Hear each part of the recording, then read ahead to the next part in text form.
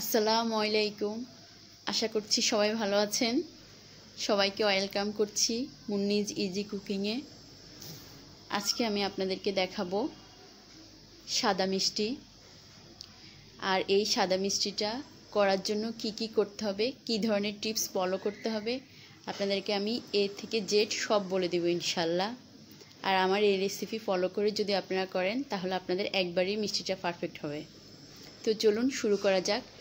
প্রথমে আমি এখানে নিয়েছি 2 কেজি গরুর দুধের ছানা, 2 কেজি গরুর দুধের ছানা।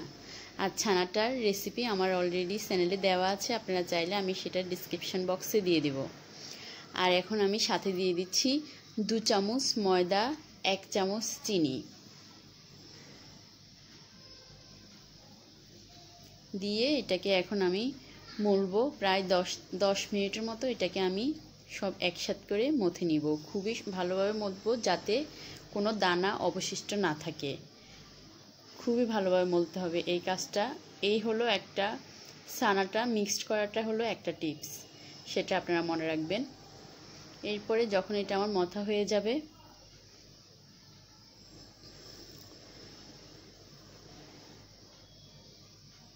দেখুন আমার এটা কেমন হয়েছে। যখন এটা আপনার মথা হয়ে যাবে তখন আপনার এটা প্লেট থেকে উঠে আসবে। এখন আমি সবগুলো একটা সাইজে করে নিচ্ছি যাতে আমি বুঝতে পারি সবগুলোর সাইজ কেমন হবে, এই জন্যই এটা করে নেওয়া। এখন আমি হাতের মধ্যে ঘুরিয়ে ঘুরিয়ে এগুলা গোল আকারে রেডি করতেছি। আপনাদেরকে আমি সবগুলোই প্রায় দেখিয়ে দিচ্ছি তাহলে যাতে আপনাদের বুঝতে সুবিধা হয়। এই মিষ্টিটা বানানো খুব সহজ, আবার একটু সেন্সিটিভ। সেটা হলো মিষ্টিটা খুবই সহজে আপনি বানাতে পারবেন, কিন্তু 2-1টা জিনিস আপনাকে অবশ্যই ফলো রাখতে হবে।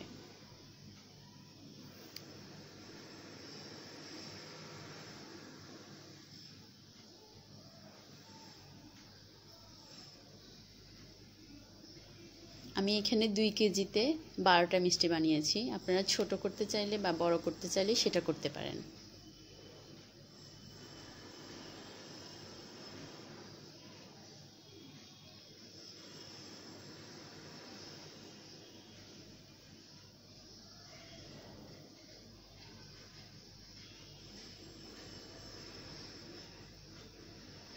এমনভাবে গোল করতে হবে যাতে মিষ্টিগুলোর গায়ে ফাটল না থাকে।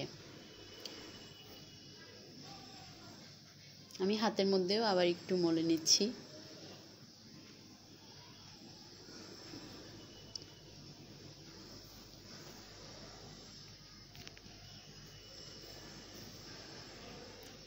শেষ আমার সবগুলো মিষ্টি করা।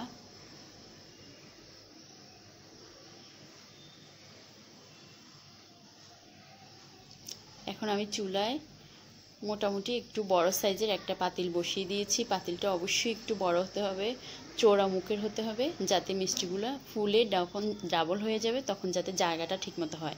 আর এটার সাথে দিয়ে দিচ্ছি আমি 4.5 কাপ পানি আর 2 কাপ পরিমাণ চিনি। আর সাথে দিয়ে দিচ্ছি আমি এলাচ 4টা, মুখ খুলে দিচ্ছি যাতে একটু ঘ্রাণ বের হয় এই জন্যে। এখন যখন চিনিগুলো গলতে শুরু করবে আর পানিটা একটু গরম হতে শুরু করবে তখনই আমি মিষ্টিগুলো দিয়ে দিব।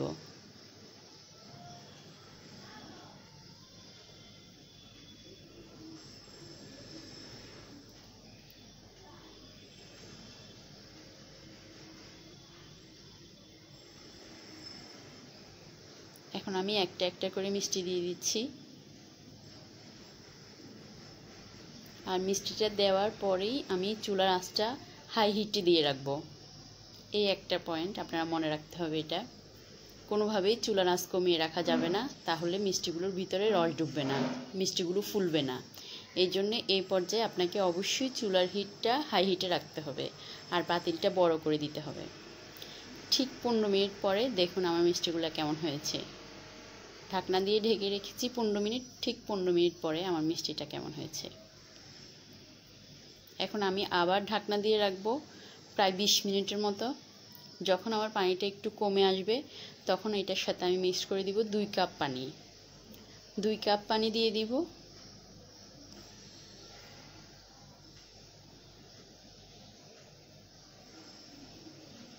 15 মিনিট পরে এটার সাথে আমি আবার 2 কাপ পানি দিয়ে দিয়েছি।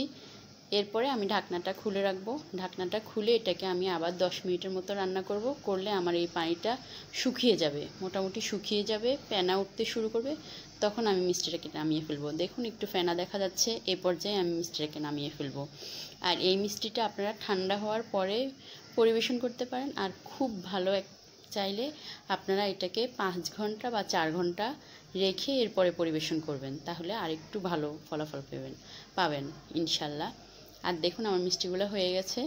এখন আমি 2 ঘন্টা পরে ঠান্ডা হওয়ার পরে মিষ্টিগুলো পরিবেশন করছি।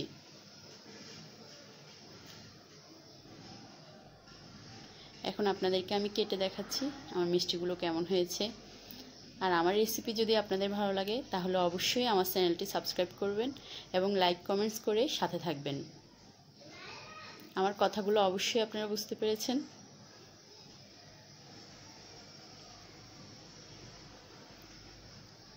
মিষ্টিটা কেমন হয়েছে দেখুন। পানি যখন শুকাবে তখন আপনারা পানি দিবেন আবার, তাহলে এই কালারটা আসবে। দেখুন এরপরে আমি আবার রস বের করে এগুলোকে আরেকটা প্লেটে নিয়েছি। সবাই ভালো থাকবেন। এতক্ষণ সাথে থাকার জন্য ধন্যবাদ। দোয়া করবেন। আল্লাহ হাফেজ।